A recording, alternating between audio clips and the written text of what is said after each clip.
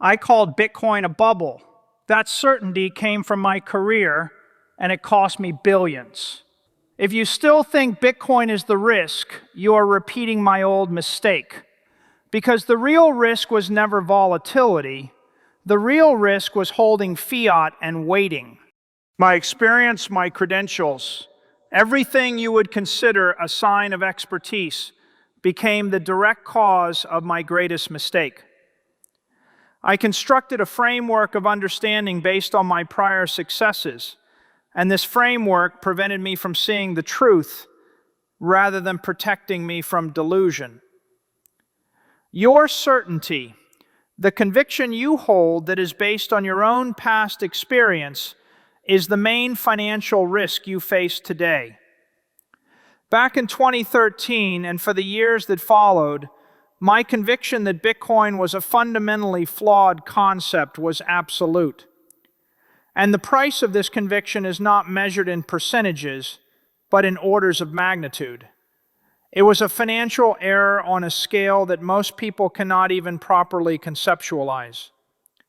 You must ask yourself, what is the price of your certainty right now?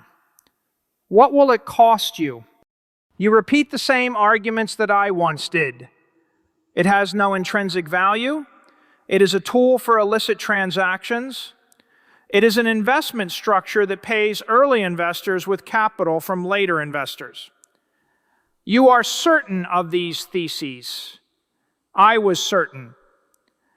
But what if the initial premise upon which all your criticism is built is fundamentally flawed? What if you are analyzing a purely digital asset by applying the frameworks appropriate for physical commodities or traditional securities? That was my error. I made the mistake of rejecting Bitcoin out of ignorance that was disguised as professional experience. The biggest risk you are exposed to today is not the act of buying Bitcoin. The biggest risk is your active decision to remain ignorant. It is the decision not to spend the necessary time to understand the fundamental technology that is already restructuring the world. My goal today is not to provide you with a ready-made answer. My goal is to compel you to ask the correct questions. I invite you to follow the same process of intellectual reevaluation that I undertook. From complete denial, through a period of structured doubt, to a logical, mathematically sound conclusion. My foundational mistake was trying to fit Bitcoin into existing categories. I analyzed it as a currency, then as a commodity, then as a security. It fit none of them perfectly. This was like trying to describe electricity using only the principles of combustion. We are witnessing the emergence of the first purely digital asset in human history that is property without a counterparty. Your rejection is based on the absence of direct analogs in your past experience. Absolute certainty is a form of intellectual laziness. To dismiss Bitcoin by labeling it with a pejorative term is the easiest path, one that requires no significant mental effort. I walked that path. It leads to financial disaster. The only unforgivable error in the 21st century is the refusal to spend the time required to study the dominant digital technology of our era.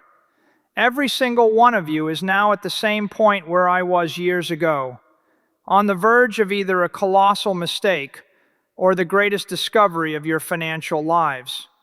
The difference between these two outcomes is not genius. It is not a matter of credentials. It is the willingness to ask a simple question: what if I am wrong? Your financial future depends directly on your answer to that question. Do not repeat my mistake. The argument concerning the lack of intrinsic value is an intellectual trap you have set for yourself. You are employing an outdated metric to evaluate an asset that has no historical analog. This is a fundamental category error. It is equivalent to attempting to measure the volume of digital information in kilograms or the speed of a network in liters. The problem is not with the asset. The problem is that your system of evaluation is flawed. You are trying to understand a new paradigm using the obsolete tools of a previous one, and this will inevitably lead you to the wrong conclusion.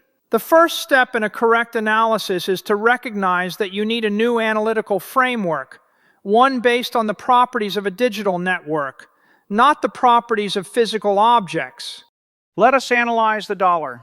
Its perceived intrinsic value is not derived from any physical property, but from the collective belief that a central authority will not debase it. However, the fundamental property of the fiat system, written into its operational code, is the capacity for infinite issuance. The supply can be expanded at will by a small committee. Therefore, you are not placing your trust in a stable asset, but in a politician's promise. You are storing your economic energy in a liability on a central bank's balance sheet, and that balance sheet is engineered to expand.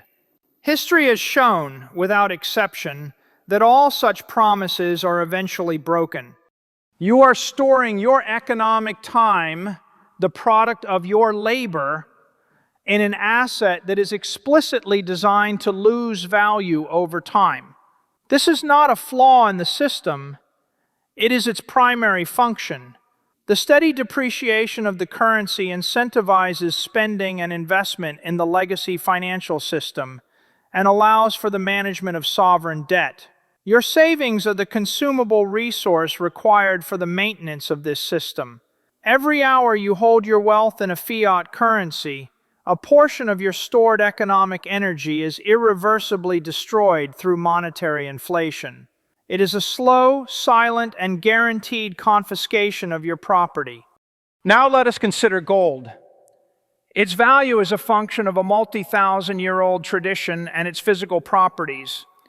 But in the 21st century, tradition is not a sufficient engineering solution for a global financial asset. Gold has known vulnerabilities. Its supply inflates annually at a rate of approximately 1 to 2% through mining, a variable that is subject to technological and economic changes. Its physical nature creates severe limitations on its movement across borders, and its verification requires specialized expertise and equipment, introducing trust into the transaction.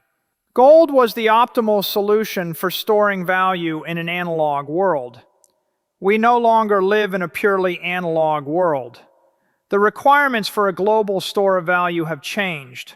You are searching for intrinsic value, a subjective and poorly defined concept, when you should be analyzing objective engineering properties. The value of Bitcoin is not derived from belief or from tradition. Its value is derived from the mathematically provable scarcity of its supply. It represents the first successful invention of absolute digital scarcity in human history. This is not an opinion, it is a verifiable technological fact. The protocol enforces a finite supply that cannot be altered by any single entity. There will only ever be 21 million units. This variable is immutable. It is not a promise, it is a mathematical certainty enforced by a decentralized network of tens of thousands of nodes. The entire global financial system is constructed upon a complex web of promises, all of which can be broken by the entities that made them. Bitcoin is constructed upon mathematics that cannot be broken. The critical question you must ask yourself is this: what are you building your financial future on? Are you building it on the foundation of fragile promises made by politicians, or on the foundation of unbreakable mathematics? The very lack of intrinsic value that you cite as a flaw is, in fact, its most fundamental advantage. Bitcoin has no balance sheet. It has no chief executive officer. It has no corporate headquarters. It has no liabilities. It is a pure, unencumbered, counterparty-free asset. Its value is a direct function of its flawless, immutable, and transparent structure. It is property in its most perfect, final form, without the corresponding liability that accompanies every other financial instrument in the world. While you continue to evaluate the world's first digital monetary network using the rules of the analog world, the network itself continues to operate. It grows, its security increases with every new block, and the number of available units on the open market decreases as more participants understand its properties. The time you have to study this phenomenon is the most valuable and most limited resource you possess. You are spending it every second you choose to remain uninformed. The cost of your certainty is an opportunity that is diminishing with each passing moment. Your assets, your stocks, your bonds, your real estate, are not property in its pure, unadulterated form. They are conditional rights. They are claims burdened by a complex web of liabilities, counterparties, and jurisdictional dependencies. The ownership of your equities is contingent upon the performance of a management team and the stability of the exchange on which they trade. The value of your bonds is a promise from a debtor who may default. The title to your real estate is a grant from a government that can tax it, regulate it, or seize it. While you are busy managing these conditional rights, a new class of investors is acquiring absolute property. Bitcoin is the first engineered object of absolute digital property in human history. It exists independent of any counterparty, any corporation, or any nation-state. It is property, not a promise of property. The value of Bitcoin is not a narrative. It is not a story. It is a collection of specific, verifiable engineering characteristics. First, absolute scarcity. The supply is capped at 21 million units. This is not an economic policy subject to change.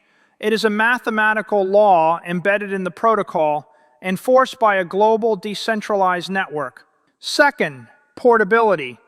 You can move $1 billion of value across any border on Earth by memorizing a 12-word phrase and carrying it in your mind. No other instrument of value allows for this. Third, divisibility. It can be divided down to 1/100 millionth of a unit, allowing for transactions of any scale. Fourth, verifiability. Anyone can verify the authenticity of the asset with simple, open-source software, eliminating the need for trusted third parties. This is not an asset with attractive features. This is a system of engineered perfection for the purpose of preserving economic energy. You are afraid of the volatility. I understand this. Your mind is evolutionarily programmed to react with alarm to short-term, high-amplitude fluctuations. It is a survival instinct. However, in the context of financial analysis, this instinct leads you to make a fundamental, categorical error. You are confusing volatility with risk. These two concepts are not the same, and failing to distinguish between them will be the cause of your most significant financial miscalculations. We must define our terms with precision if we are to arrive at a logical conclusion. Let us define risk. Risk in a financial context is the probability of a permanent, irreversible loss of capital. Now let us apply this definition to the fiat currency that you consider stable. The fiat monetary system, by its very design, is programmed to lose purchasing power over time. The monetary supply is engineered to expand, and as it expands, the value of each individual unit declines. The long-term risk of holding a fiat currency is therefore approaching 100%. It is only a matter of the time horizon. The steady erosion of your savings is not volatility. It is a guaranteed, mathematically certain path toward a value of zero. It is the silent, methodical, and permanent destruction of your capital. Bitcoin's volatility is not risk. It is the visible, measurable process of price discovery. It is the noise generated by a global market of millions of participants as they attempt to understand and correctly price the engineering properties of the most perfect monetary asset in history. It is the oscillation that masks the underlying signal, and the signal, over the past 15 years, has been the purest and most consistent in financial history: the exponential adoption of a global decentralized monetary network. You are focusing on the waves, which are temporary and chaotic, while ignoring the tide, which is predictable and moving in one direction. You are faced with a choice between two distinct assets. Asset A exhibits high short-term price volatility, but its core protocol is mathematically programmed for long-term value preservation through absolute scarcity.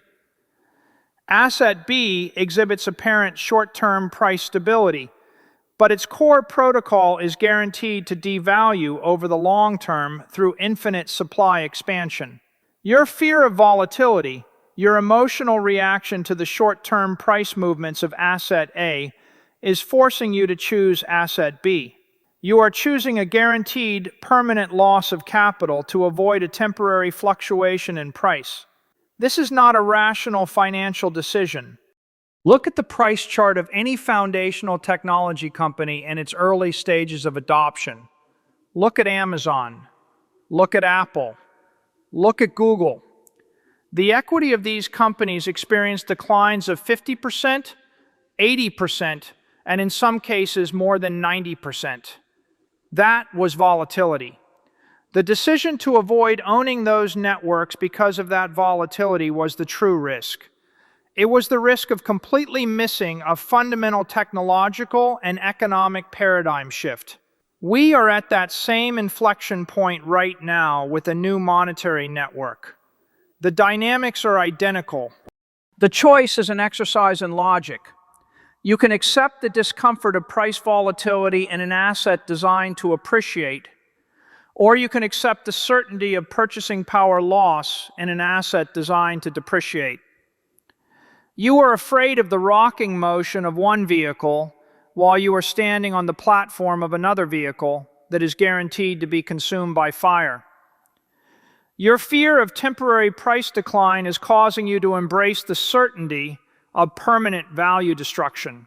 Every day, while you analyze the short-term volatility, an increasing amount of capital from more sophisticated pools, institutional funds, sovereign entities, corporate treasuries, is making allocation decisions based on the fundamental signal, not the noise.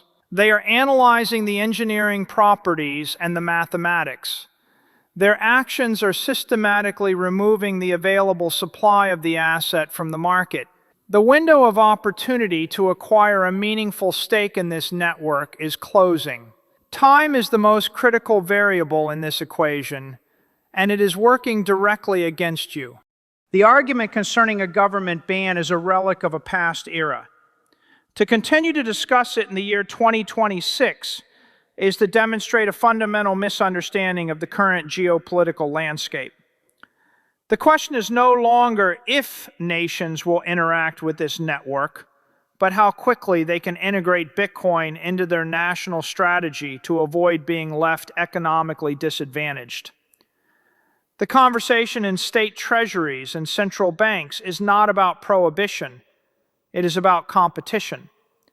Nations are now in a race to acquire a strategic share of the network, to attract the operators who secure it, and to create a regulatory environment that invites, rather than repels, the massive flows of capital migrating onto this new standard. You are afraid of a ban, while governments are already engaged in a global contest for dominance on the network. To ban Bitcoin is to commit an act of economic self-immolation. It is a decision to voluntarily expel the most significant and powerful asset class of the 21st century from your jurisdiction. It means exiling the entire industry of developers, entrepreneurs, and service providers that supports it. The logic of capital is more powerful and more fundamental than the logic of regulation. Capital throughout history has always flowed to the jurisdiction where it is treated best. Bitcoin is the highest, most portable, and most desirable form of capital that has ever existed. It will migrate instantly and without friction away from any hostile environment and toward a friendly one.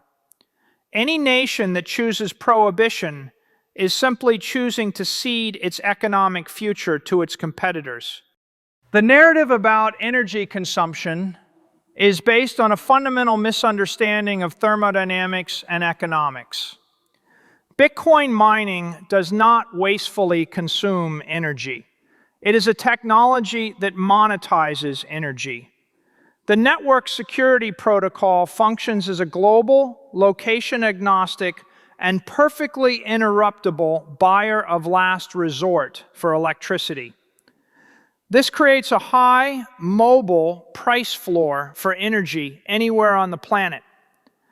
This economic incentive makes previously unprofitable energy sources, such as stranded natural gas flares or remote hydroelectric and geothermal installations, economically viable. The network is not an environmental problem. It is an economic solution to the problem of stranded and wasted energy. While you repeat outdated and misinformed talking points from years ago, the Bitcoin network is actively financing a global build-out of new energy infrastructure by turning waste into value. The assertion that Bitcoin is a primary tool for criminal activity is a logical and technical impossibility. The Bitcoin blockchain is a completely transparent, immutable public ledger. Every single transaction that has ever occurred is recorded and is permanently available for public inspection. This creates an audit trail of unprecedented perfection. Financial forensics on the blockchain is a simple matter of data analysis. To call this a tool for criminals is to fundamentally misunderstand its properties. True financial crimes on the scale of billions or hundreds of billions of dollars require the opacity and the trusted intermediaries that only the traditional banking system can provide. Criminals seek privacy and the ability to erase records. Bitcoin offers absolute transparency and permanence. It is the worst possible technology for illicit finance. To call Bitcoin a pyramid scheme is to demonstrate an ignorance of the term's definition. A pyramid scheme, by definition, has a central organizer. It promises returns to early participants, and those returns are paid using the capital from newly recruited members. Bitcoin is a decentralized protocol. It has no central organizer. There is no chief executive officer, no corporate office, no marketing department. The network makes no promises of returns. Its value is not derived from a business operation or from the recruitment of new members. Its value is derived from its unique engineering properties, its mathematically enforced scarcity, and its utility as a global, permissionless monetary network. It is an open protocol, not a closed financial scheme. You are afraid that Bitcoin is a bubble. Let us apply logic to this fear. A speculative bubble is a financial event where the price of an asset rises to a level that is completely disconnected from any fundamental value. And then, after the price collapses, it does not recover. Bitcoin has experienced multiple price corrections of 80% or more throughout its history. After each of these events, it has not only recovered, but has gone on to achieve new all-time highs. This price action is not the property of a bubble. It is the property of a dominant new technology in the early stages of its global adoption curve. It is the volatility inherent in the monetization of a new asset class. Now, ask yourself a different question. What if the real bubble is the $300 trillion global debt system, an edifice built entirely on promises that are mathematically impossible to keep? The most honest argument against this technology is the simple admission.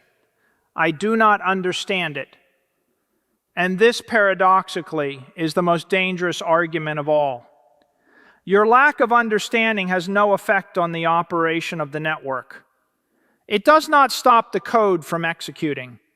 It does not stop the global adoption by individuals, corporations, and now nations. It does not stop the guaranteed programmatic devaluation of your fiat savings. Your ignorance is not a defense. It is not a shield. It is a critical vulnerability that exposes your capital to a guaranteed loss of purchasing power. You do not need to become an expert in cryptography or computer science. You only need to understand two fundamental, incontrovertible facts.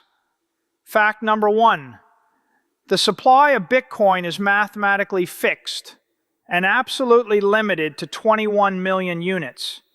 This is an absolute. It is enforced by code and cannot be changed.